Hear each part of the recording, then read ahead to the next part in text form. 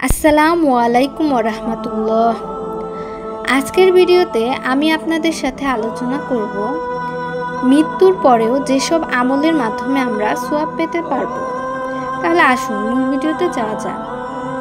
দুনিয়ার জীবনে মানুষ যা আমল করবে তার প্রতিদান আখিরাতে পাবে। মৃত্যুর পর মানুষের আর আমলের কোনো ক্ষমতা থাকে না, সব আমল বন্ধ হয়ে যায়।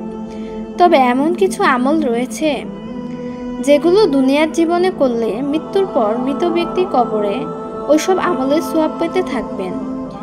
এই বিষয়ে কুরআনুল কারিমে বলা হয়েছে, আমি তো মৃতকে জীবিত করি আর লিখে রাখি যা তার অগ্রে পরকালের জন্য প্রেরণ করে এবং যা পেছনে দুনিয়ায় রেখে যায়, আর প্রতিটি বস্তুকেই আমি সুস্পষ্ট কিতাবে সংরক্ষণ করে রেখেছি। সূরা ইয়াসিন আয়াত নং 12।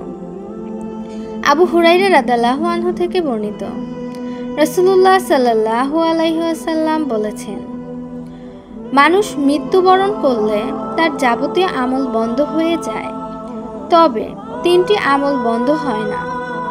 সদকায়ে জারিয়া, 2 এমন ইলম যার দ্বারা উপকৃত হওয়া যায়, 3 এমন নেক সন্তান যে তার জন্য দোয়া করবে। সহিহ মুসলিম হাদিস নং 4310। সদকায়ে জারিয়া, সদকা শব্দের অর্থ দান করা আর জারিয়া অর্থ অব্যবহৃত। আল্লাহ তাআলা সন্তুষ্টি অর্জনের লক্ষ্যে শরীয়ত সম্পন্ন এমন কল্যাণকর কাজে দান করা, যেমন মাদ্রাসা তৈরি, এতিমখানা হাসপাতাল প্রতিষ্ঠা, পাঠাগারের ব্যবস্থা, রাস্তাঘাট নির্মাণ করা ইত্যাদি অন্যতম। আল্লাহ তাআলা আমাদেরকে সবসময় উত্তম আমল ও মানবতার জন্য কাজ করার তৌফিক দান করুন এবং আমাদের আমলগুলো কবুল করে নিন, আমিন।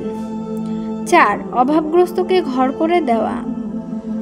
5 প্রবাহিত পানির ব্যবস্থা করা। হযরত উসমান রাদিয়াল্লাহু আনহু থেকে বর্ণিত হাদিসে হযরত রাসূলুল্লাহ সাল্লাল্লাহু আলাইহি ওয়াসাল্লাম বলেছেন, যে পানির ঝর্ণা খনন করলো তার জন্য জান্নাত রয়েছে। সহিহ বুখারী হাদিস নং 2778। আল্লাহর পথে দাওয়াত দেওয়া। এ সম্পর্কে কুরআনুল কারিমে বলা হয়েছে, যে সৎকর্ম নিয়ে আসবে সে তদাপেক্ষা উত্তম ফল পাবে, এবং যে মন্দ কর্ম নিয়ে আসবে এরূপ মন্দকর্মীরা সে মন্দকর্ম পরিমাণেই ফল পাবে। সূরা কাসাস আয়াত 84। কুরআনুল করিম বিতরণ। গাছ রোপণ করা, সীমান্ত রক্ষা করা। হযরত রাসূলুল্লাহ সাল্লাল্লাহু আলাইহি সাল্লাম বলেছেন, মৃত্যুর পর প্রত্যেক মৃতের কর্মের ধারা শেষ করে দেওয়া হবে, তবে যে ব্যক্তি আল্লাহর জন্য ইসলামিক রাষ্ট্রের সীমান্ত পাহারা দেয় তার আমল কিয়ামত পর্যন্ত বাড়তে থাকবে এবং কবরের ফিতনা থেকেও সে নিরাপদে থাকবে। তাহলে আসুন আমরা উল্লেখিত আমলগুলো করি যাতে আমাদের মৃত্যুর পরেও জীবন সুন্দর হয়। এই ছিল আজকের ভিডিও। এমন আরও ইসলামিক ভিডিও পেতে হলে আমাদের চ্যানেলটিকে সাবস্ক্রাইব করুন। জাযাকাল্লাহু খাইরান।